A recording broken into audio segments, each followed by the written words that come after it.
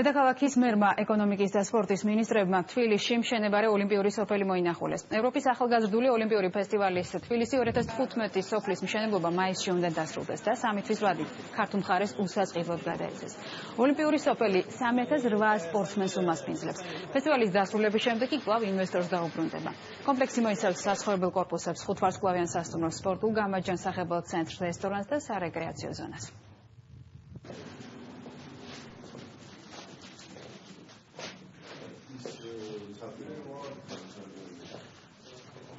ჩვენ დღეს ვნახულობთ ადგილზე სამშენებლო სამუშაოების მიმდინარეობას და ვადარებთ მას იმ საპროექტო დოკუმენტაციასთან, რომელიც წინასწარ არის შეთანხმებული სახელმწიფოსთან და ქალაქის მერიასთან.